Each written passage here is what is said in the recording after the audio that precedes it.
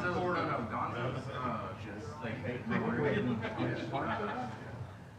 Final Four one. I actually see that. That was great. It's the classic.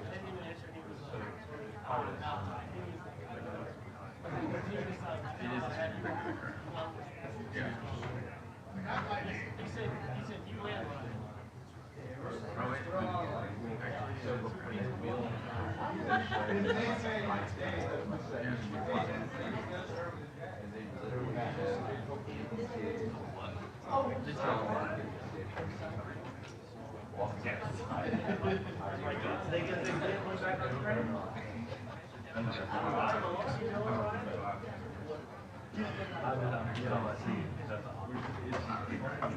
Are you feeling better?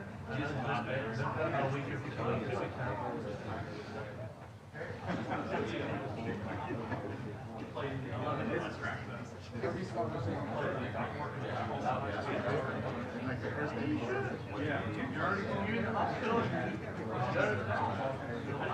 Like, you'd be happy for your friend, but like, On the beach, it's like, hey, take a picture.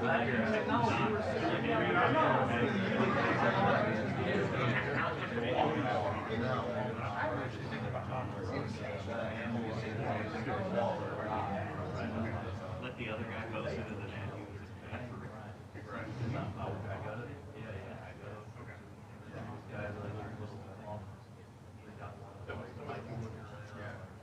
I honestly told them, I was like, no, I'm not even trying to make it work. I remember one thing. He just like caught it. He pulled it. Didn't even notice it. I bet. It's awesome. Yeah. All right, we're gonna tie.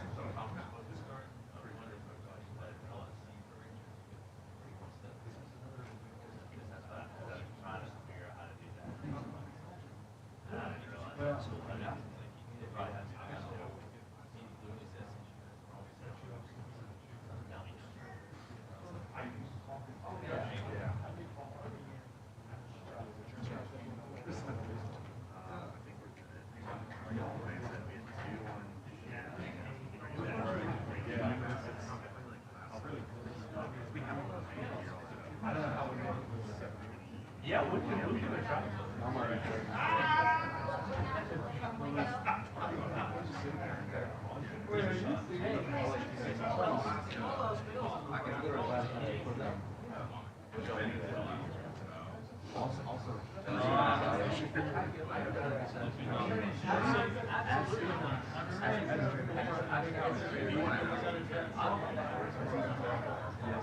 I put my pullover on. Go outside. Were you in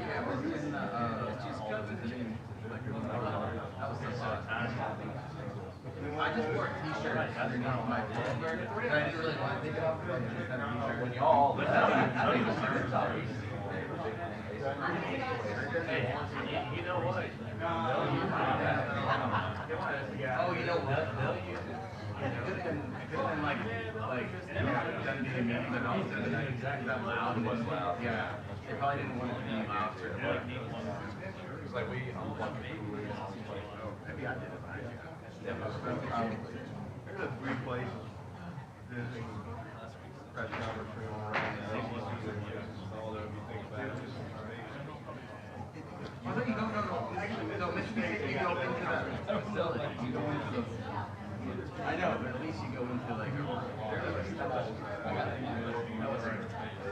I'm gonna see if always seems smaller because. Tennessee was small too. But I think when Alabama wins, it seems smaller because you got all the cigar smoke, and I guess I don't know, that bothers me. It's coming out. It's right next to the. Yeah. So it just seems smaller. I don't know. Also, if you've ever been to Alabama, it's so small. Yeah. I can get to that. It's like the other. Yeah. Not the goalpost at Alabama. It's not the other goalpost. Yeah, it's not things like that. Actually, yeah. I guess it just seems small to me because like I'm used to that. Smallest one I've ever been in. Respect in big football. 2010. Oh my god. They've had, well, do other teams have, how is it all the press box, right? Do other teams have like a press area for like, it could be on the area? There. Yeah. Do they work, the other teams work there or do they? Well, we were eating in the meeting room after last, and they were like, close it up. I don't know, you can go to the press box. Yeah, I wonder, were you in the Brian Kelly? No, it was an hour. So I was wondering if like, do the LSU stay there?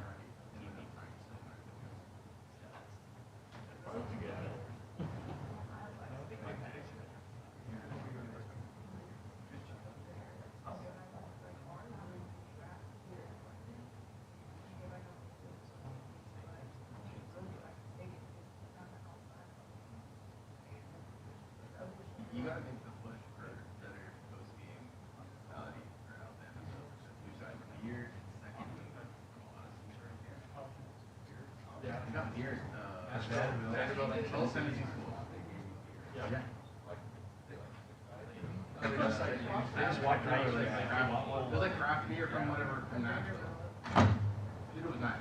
I mean, no one's getting drunk, but Beer is sitting on while you're. yeah, nice cold beer and it's just right in your phone.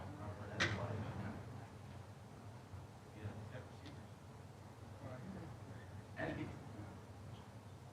The two best. Pizza. You cannot beat that. There's nothing more. The Vanderbilt one, Those are the two. the Vanderbilt one, the two Best best days. days. Tennessee, I think was just like regular, like Miller Lite or Coors Light or whatever. But then the Vanderbilt one, local, national.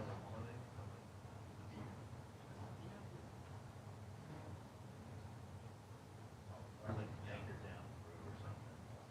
That was good. You cannot do that. Yeah, I have the.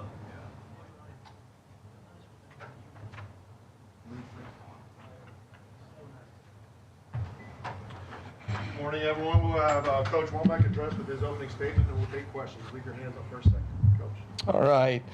I think very pleased with the effort that our players on defense are playing with right now. I think our guys are playing really hard, really physical, and playing with kind of a swarm defense mentality, which is what we talk about day in and day out. And I thought their practice habits showed up on game day. I thought our guys did a really good job on the bye week and getting some of the extra reps that we needed to get prepared, and then carrying that into the week of preparation on game week, and then executed at a really high level. I thought, one of our keys to victory was to stop the run. That was certainly a pass-oriented offense, but you want to make sure you make them one-dimensional outside of the first probably the first run that they had in the whatever that was, the first series of the game. Outside of that one, I thought we did a really nice job of stopping the run. I think they only had like 36 yards in the second half rushing. We were able to affect the quarterback, which was, really our second key to victory. Thought we did a nice job changing pictures, windows, our players kind of moving in and out of showing pressure looks, getting out of pressure looks, and just keep changing the pictures on him. And I thought that affected him to where we were able to take the ball away from him and also speed up some of his progression and some of their route concepts and going through the route trees. So, and then situationally, really, we got off the field on third down at some really critical moments. We were 8 for 11 on third and medium and long. We were 0 for 3 on third and short. A couple of them, they got us in a sub personnel, and then got to like 4th and 1, and they were able to convert a couple of those, some of the short yardage concepts. But for us to be 1 of 3 in the red zone, I thought was really critical. We were able to get stops down there. The first drive of the game, we were able to hold them to a field goal. Coming out of the second half, they had a they had a drive right there, and we were able to come away with a takeaway in the red zone as well. So, didn't give up a touchdown right there until the very end of the game. So, I thought from that standpoint that was good. 3 takeaways again. I think we've had 13 over the last 4 games.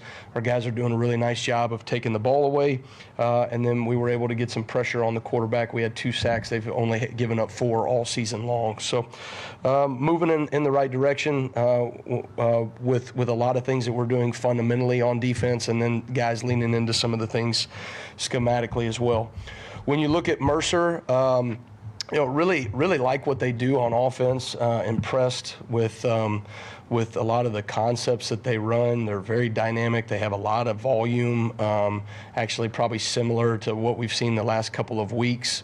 But played 2 quarterbacks. Both of them can hurt you in the run game. They'll take off and they'll scramble. They've got a little bit of a 1+ style in some of the things that they're asking those guys to do. And then they're playing with a lot of confidence right now. I mean, that's what comes from being 9-1, and that you can tell their guys are making plays downfield in the passing game. Their running backs run really hard. They got 2 really good complementary backs. One guy that is really fast, and when he gets an open field, he can break away, and another guy that's kind of a bruiser. And so they're going to have a lot of confidence coming in. We've got to do a great job in our preparation throughout the week, like our players have done, and not take anything for granted, and then ultimately show up on game day and play with the level of urgency that I think we're starting to play with on defense. Thanks, Coach. We'll start with Chase on far left. A couple times earlier this season, you mentioned that setting an edge on the perimeter was an area for improvement. How do you see specifically that now in terms of how they look against LSU? Yeah, I think I thought we did a really nice job of changing the perimeter pictures against LSU. Some of that was how we were fitting the run and how we were saying, this is our force defender to the field, this is our force defender to the boundary, but also who is responsible for the flat from a coverage perspective. We kept kind of mixing and changing those looks up. And I think our guys have done a really nice job in that regard. So that's something that we're going to have to be aware of this week. I think Mercer does a really nice job of attacking your perimeter, and you got to hold really good edges against them. Go to the front right here with Kennington. Deontay said that his interception was something that he saw in practice and was able to execute. Yeah. What type of effect does that have on a player's confidence in the scheme and the coaches when you show them something in practice, it shows up in the game and they make a play? Yeah, I think that those things are huge, and it's also fun that you can point to everybody else on how critical every rep in practice is, because it can be the difference in production in a game. On the positive, that was something that we showed them in practice, right? And it showed up on game day, and he made a hell of a play in that regard. On the other side of it, I'm going to use the example. We showed them that sneak play that they ran on 4th down. All right, we used that in a Saturday morning walkthrough. Got prepared for it, kind of talked about it, worked it, but we didn't execute it in the moment. And so every single rep matters, whether it's a walkthrough rep on a blacktop outside of a hotel on Saturday, or a Tuesday or Wednesday practice red zone rep that we end up getting a takeaway off of it. Every single rep matters, and it can be the difference in the game. And we saw that on Saturday. Stay on the right side, Nick. Yeah, you talked about situational success. What would you say went into those twice when they were within 5 yards of the goal line and you guys made stops? So what would you say was the key there? We put in a little, we tweaked some things that we were doing down there from a scheme standpoint, but I think it was just the different variations of stuff that we have already been doing. Our guys are just getting better and more comfortable at things that we're defending down in the red zone. So, red zone defense, it's not overly complicated in some of the things that we do from like what we're asking them to do scheme-wise, but how you defend all the different variations of passing concepts that teams run down there, it takes a little while to kind of lean into that, and I think our guys are starting to do a nice job. And to his point before, they're playing with anticipation. Go to Charlie. Yeah, hey, Coach. Just with Q Robinson's injury, just maybe what does that do to the the Wolf linebacker depth, and who do you maybe look to step up in his absence? Yeah, Q, unfortunately, he's done a tremendous job this season, and unfortunately will not be with us for the rest of the year. That's a hard thing to go through as a player. That's certainly hard on us as a team. When you have a guy that's been so productive for us, he's a leader for us.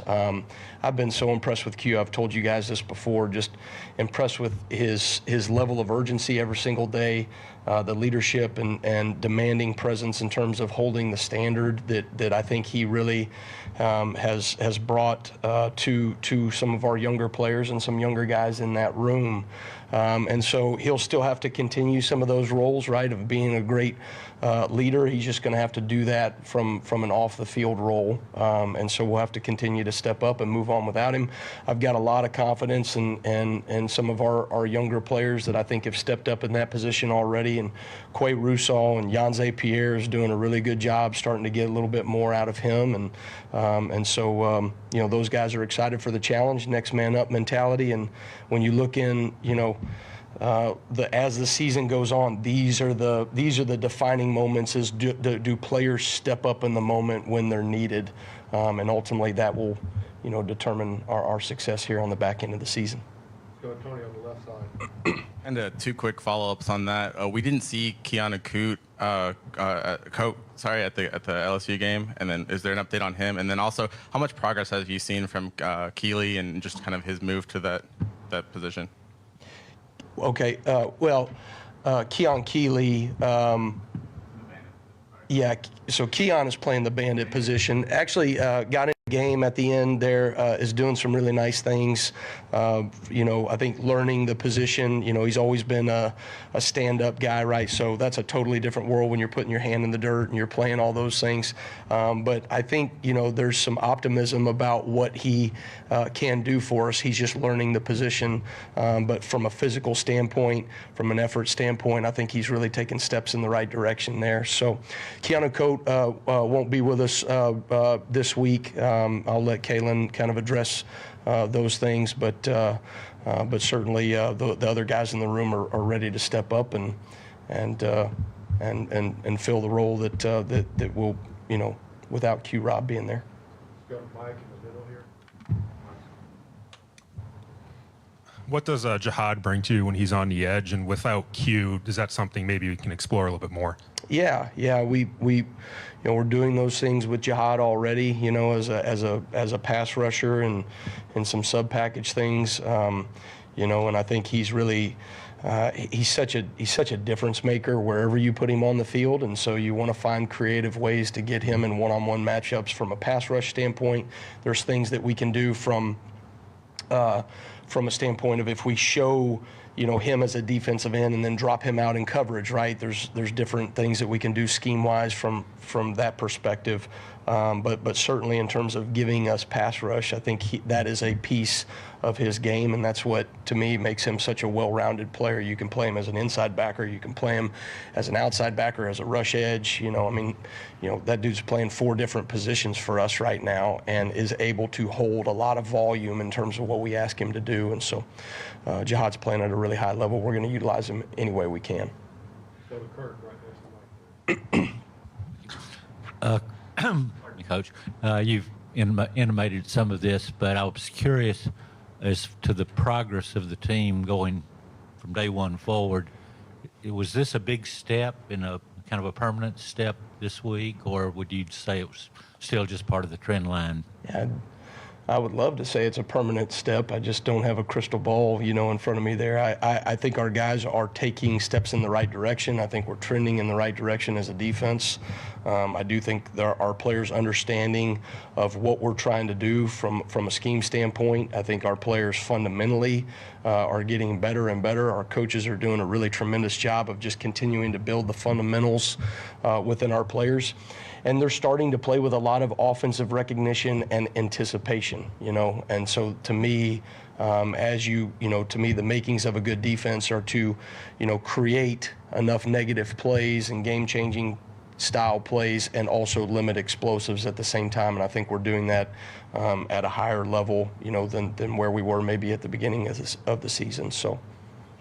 left side. Let's go to Colin. Hey, Kane.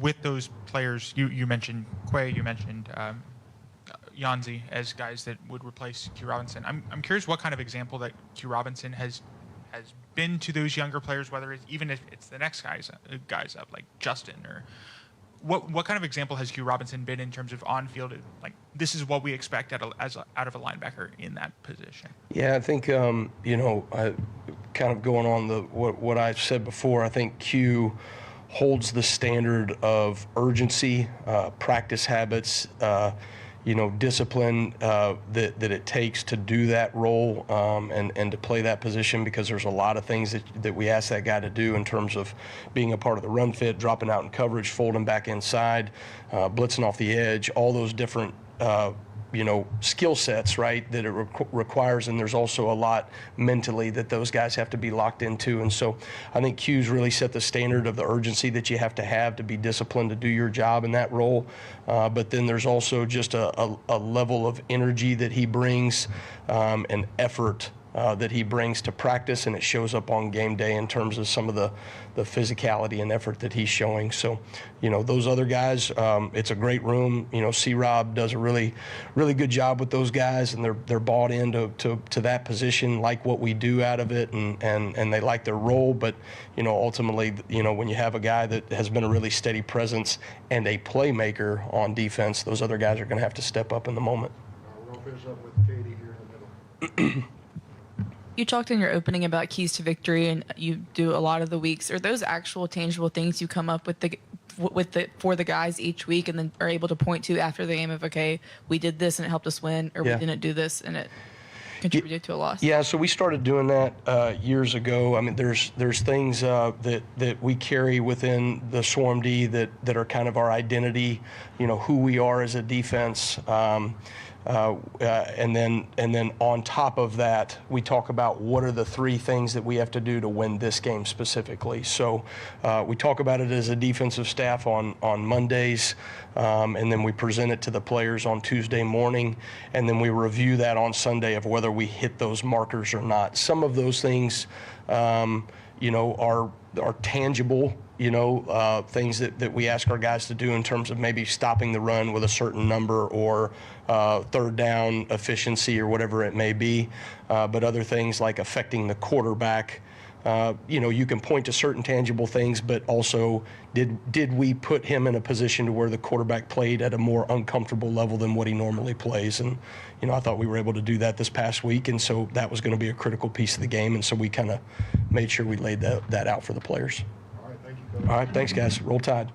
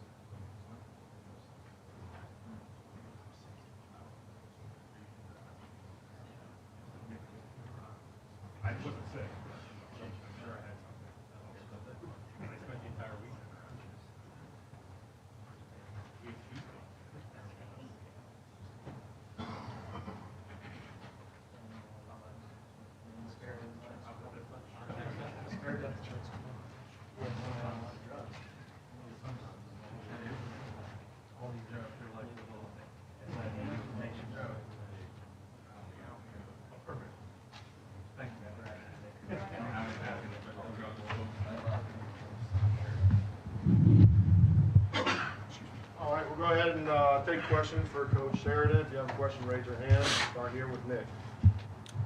Yeah, what types of pre-snap adjustments did you guys make from previous road games to help you guys out more this game? Well, we certainly evaluated what we had done in the past, and then tried to just alter some of the lines of communication. It wasn't anything drastically different. We just did a better job of it. Go all the way back in the room here on the right, Ryan. For a confidence standpoint, how big was that win on the road? And what are you telling your guys about playing in a hostile environment with everyone watching? Well, I think I don't think the confidence of the group has wavered. we just we're looking forward to another opportunity in an environment like that to play better.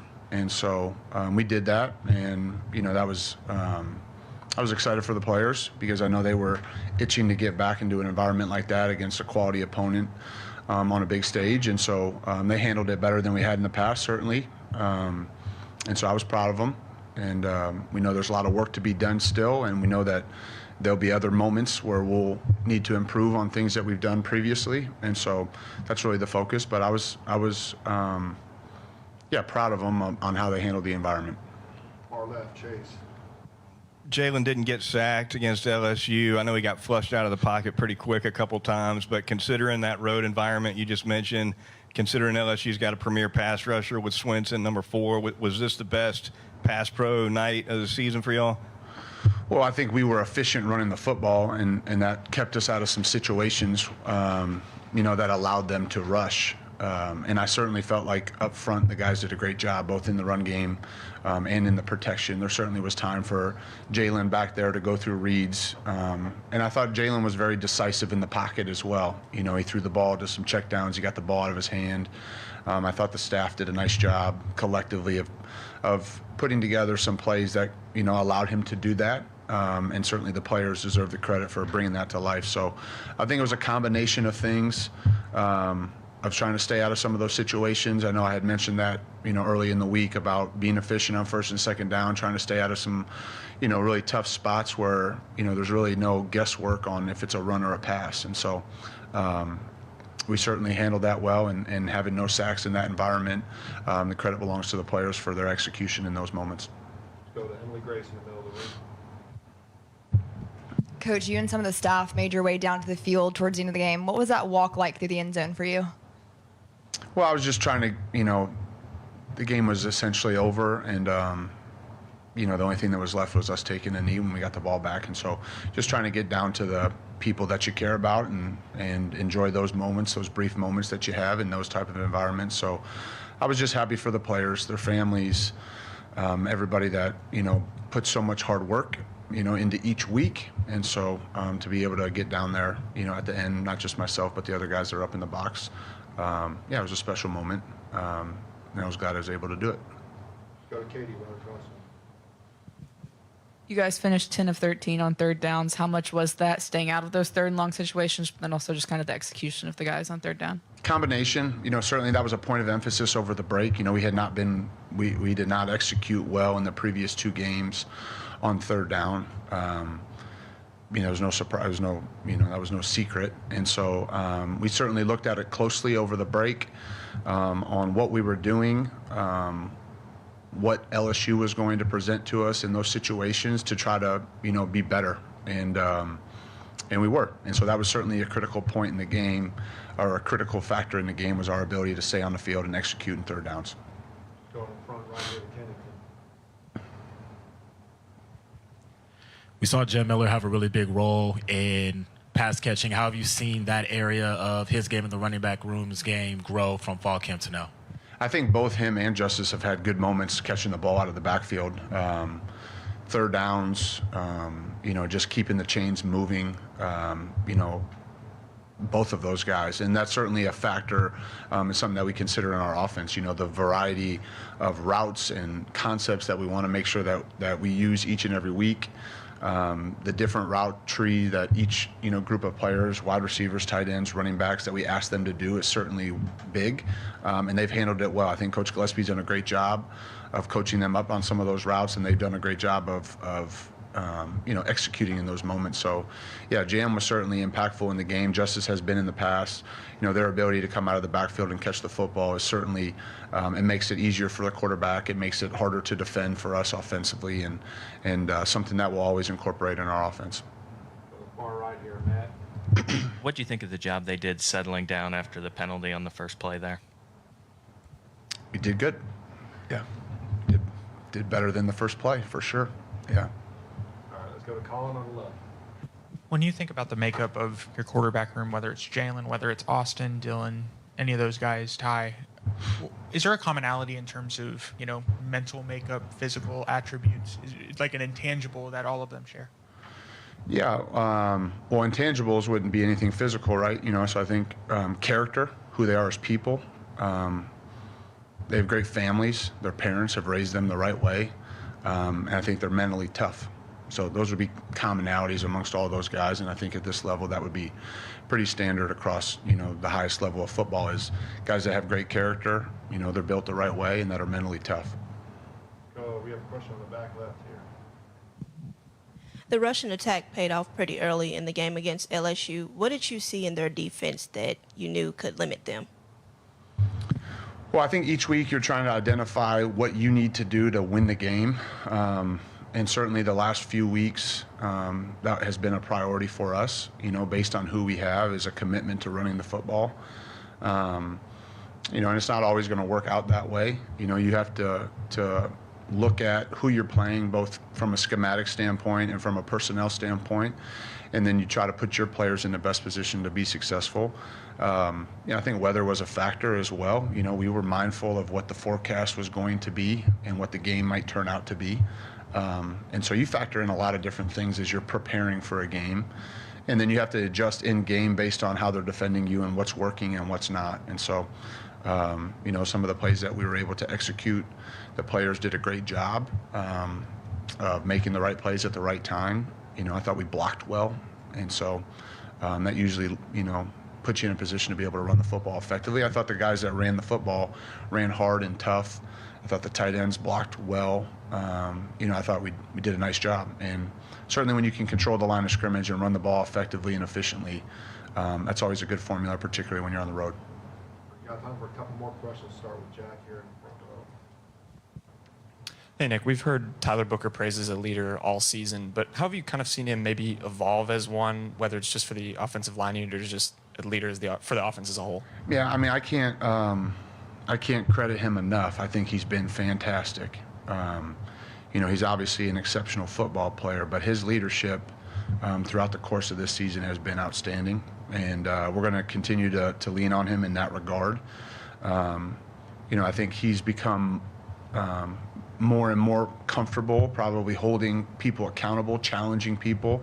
We've made a concerted effort to let him know that, we have his back in that way. Everybody in the program respects Tyler Booker, and so when he sees something that's not up to par, he has, the authority to make sure that he holds people accountable. And I think that's what great leaders do, and he is that. There's no doubt about it. He's obviously an exceptional football player, but his influence on our team and our side of the football, not just with the offensive line, but all the positions, has been exceptional. And, we expect that to continue.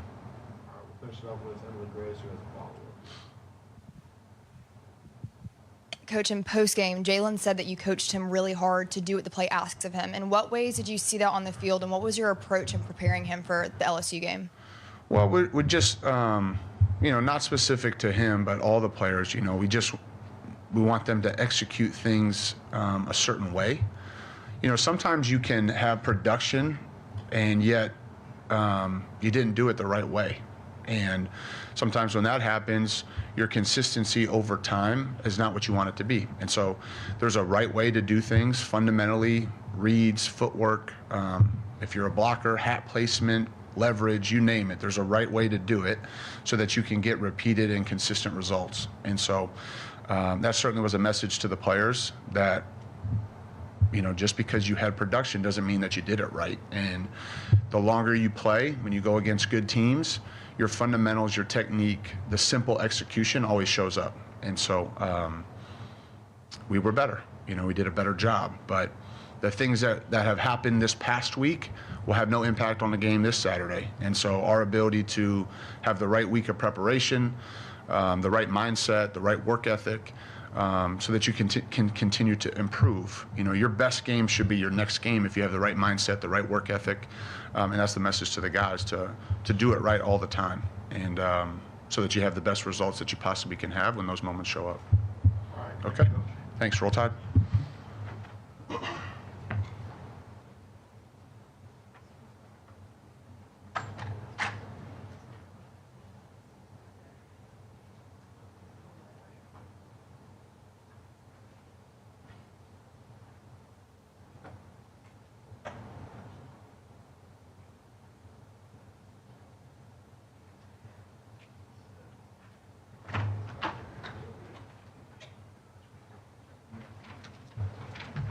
All right, same routine. We'll have Coach DeBoer begin with his opening statement, and then we'll take questions. So whenever you're ready, Coach. Yeah, you bet. Good morning. And just with it being Veterans Day, I just do want to say a quick thank you to those that have served, those that continue to serve, give us the freedoms that we have. So appreciate all the veterans.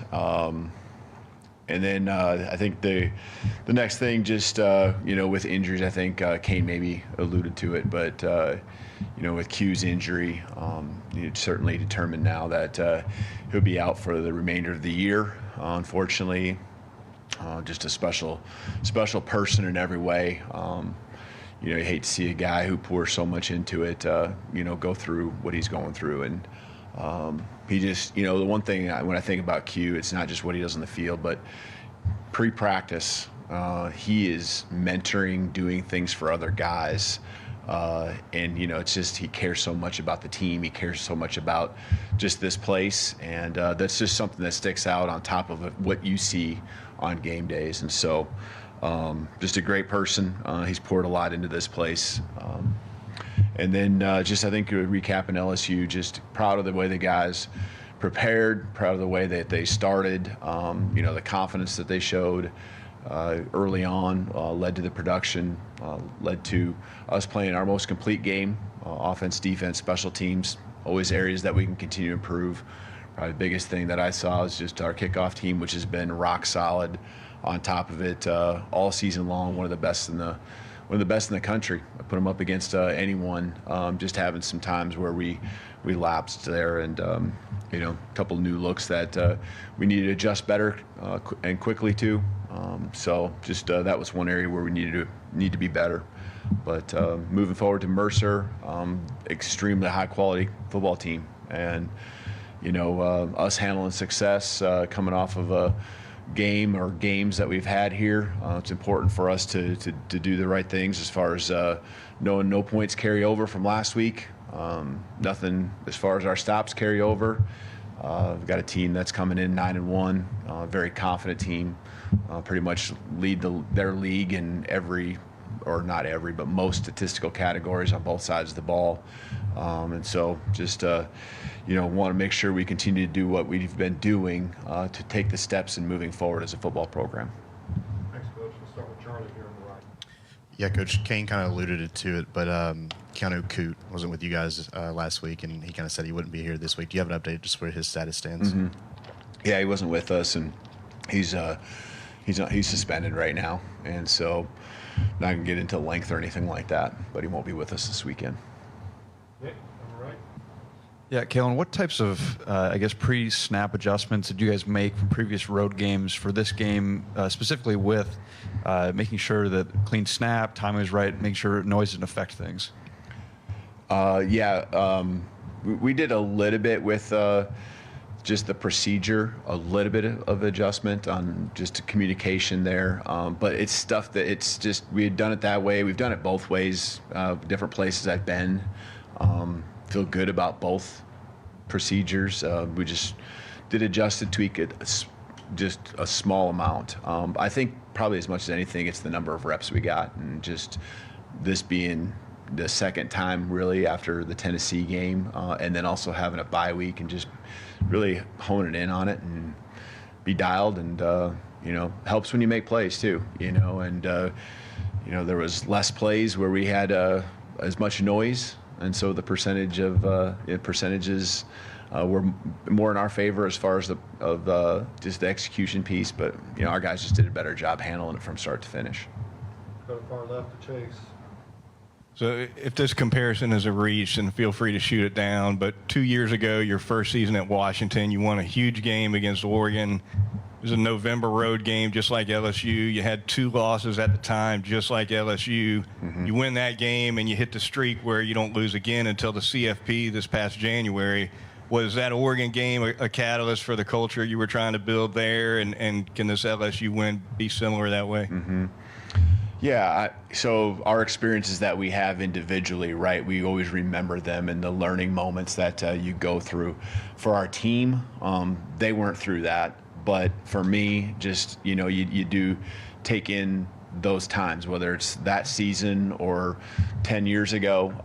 There's just things you go through that were part of the process then, you know, that you try to remember and try to, you know, figure out what worked and what didn't, to keep the team moving in the right direction. And honestly, it's really simple. You know, you got momentum to build off of. You make sure you take advantage of it. And then you also continue to just keep the pedal down, keep focused on what you believe in. And we've been doing that. And we were doing that then, that year, and we're doing that now. Just stay in the course. And, you know, just because all of a sudden, you know, you kind of feel like you get over a hump doesn't mean, you know, you can just let off, because it's about the next play. The next one's the most important one. And that's good. That's been our focus really since day one. It's just that now the execution, the number of reps, all of those things are helping us execute better. And so, you know, questions probably, you know, Nick was just up here. You know, how were we able to, you know, be more productive? Well, our execution is better. We weren't behind the chains, and so the playbook's more available to you. It's a lot easier to call plays, and so just all those things, those experiences that you're referring to, yeah, I'm certainly aware of those, and it feels a lot like that. But it doesn't guarantee, right? It doesn't guarantee us anything. We got to keep moving forward, build on the momentum that we have right now at this point in the year. Staying on the left side, let's go to Tony. What development have you seen from the backup quarterbacks in your unit, Ty and Dylan and Austin, this season working behind Jalen? Yeah, good question. Yeah, because you don't see them. You know, we get to see them, and this is what I'll tell you, that the work that they are putting in, you know, there's guys throwing on, you know, I guess yesterday would have been Sunday, right? Because I can envision walking outside for a second and seeing, you know, one of the guys out there throwing at 9 a.m. in the morning, you know, doing his thing, and others just really paying attention in the meetings and coming up and meeting individually with Mitch Dowling, you know, with our offensive staff, Coach Sheridan, myself, just a lot of opportunities that they're all taking advantage of to help their growth. And then they get on the football field. You see familiarity with the offense, especially those, you know, Austin had a little bit more familiarity, but then you also see growth in fundamental things. Guys that are helping out with scout team. You know, I know last week I talked about Austin being heavily involved in the scout team. You know, just you see the throws, the accuracy of the throws. You just, you know, taking advantage of every rep, and these guys are doing that. And this season isn't just something that's about Jalen and like, oh, I hope I get my time. They're pressing forward and using the resources we have, and then also putting forth the effort to improve any time that they can. Go to the middle of the room to Emily Grace. Coach, you mentioned in the open that it's important how success is handled. At this point in the season, what is your standard for how that success is handled with your players, but also your staff? Yeah, I mean, it's going to be the same no matter what time of the year. It's all about the next play, you know, the next play, and then obviously for us now, the next game. You know, we talked about handling success before. You know, we've won games earlier in the season and talked about handling success, and I still felt like the effort and everything poured into the right things was happening then too. But I also think that now we've been tested, we've been through adversity. You know, we're a little more, we've been through the battles together, and I think we understand better who we are, but we also understand better, you know, what we can do. And you know, we're honing in on what our strengths are. We've continued to really focus on the weaknesses and areas that people maybe perceive as ways to get after us on both sides of the ball. And so, you know, I think that's the whole key, is handling success is one thing, but our just continual development and growth and improvement, that's a big deal for us right now. And that's what's happened over the last 3 or 4 weeks, is that's finally coming to fruition. You can see it in practice, and unfortunately there's been times where you don't see it in a game. Now you saw it in a game in a lot of different ways. Back right, Ryan.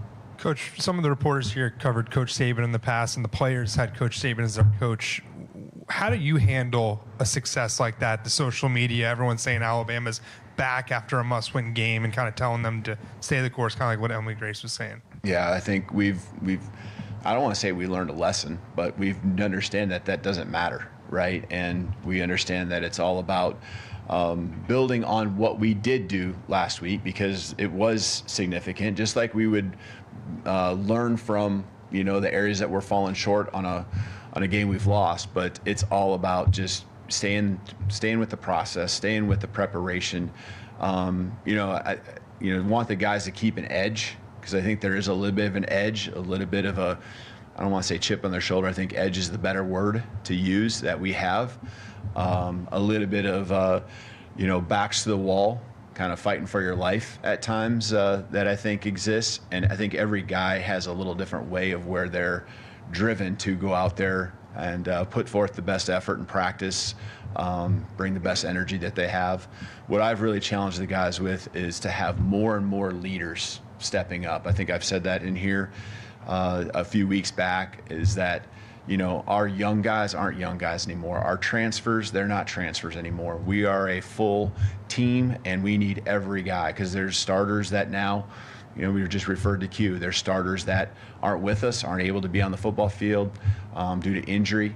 More and more guys got to step up, yes, on Saturdays, but more and more just need to step up as leaders. And the more leaders we can have that, first of all, take care of their business and then others that can bring the rest of the team with them. There's a lot of influence on our football team in a good way. And you can see it and feel it on the practice field, and that's where it all starts. Go to Kennington in the front row here. Kind of on that note, how did Devontae Smith come out of Saturday, and what did you see from Deshaun Jones filling in to his place? Good question with Deshaun. He's been just right there, ready to go. We've moved him around a little bit with positions just because he's a very versatile player, and he's got game experience. With his past and coming in, just kind of learning things and being ready to go. I'm really proud of him for that. So I'm excited about his growth that he's had and the opportunities he's taken advantage of, like he did on Saturday. With Devontae, that would be something I think just throughout the week we'll continue to manage and kind of see where he's at. I haven't heard the update today, but I think he'll be fine as the week continues on. Opposite side here. Let's go to Colin. Hey, Kalen, kind of going off of a couple questions, but I mean, LSU isn't traditionally a game where you get to see kind of, younger players, second string. The game had been decided at that point, but to have guys like Richard Young or Ty or guys that usually may not get to experience, Tiger Stadium until they have to, until the job is theirs. What was it like to, I guess, see those guys in those roles, those younger guys, both on offense and defense, kind of be able to go up to that? Yeah, you're happy for them because they work extremely hard. Those guys, as we said, quarterbacks are working extra, putting extra time in, getting our running backs, you alluded to with Rich, getting out there on the football field. All these guys that work extremely hard, getting a chance to go out there, be rewarded. That's what it's all about. And, we're a team, and it's not just the 11 guys that are out there starting on each side of the ball. I'm happy for them and, glad that, we executed well enough to where we were in that spot to where those guys get a chance to go out and perform. And, when they get their moment, they're taking advantage of it. They've done it a number of times throughout the year. We got time for a couple more questions, starting with Jack here. Hey, Kalen, you talked about leadership. Obviously, Tyler Booker's gotten a lot of praise in that regard. How big has he been? And when you think back to when you first arrived, how big was he at that time, just to have some stabilization with the players as you kind of got settled in? Yeah, there's been a number of leaders on our team that have really, since day one, been critical for us. The questions about Book, I can't give him enough praise. And I can say this because I know he handles it, and he can handle it well, and it's not something that goes to his head. He is so passionate about this place. He's so passionate about being the best he can be. He's got a resiliency, I think, and just, that has helped us as a team also have that, level of response to adversity that's been positive. He just keeps pushing. He's got respect amongst his teammates at the highest level. From a leadership standpoint, he's vocal, but obviously leads by example all at the same time. And the combination, he might be one of the best leaders I've ever been around.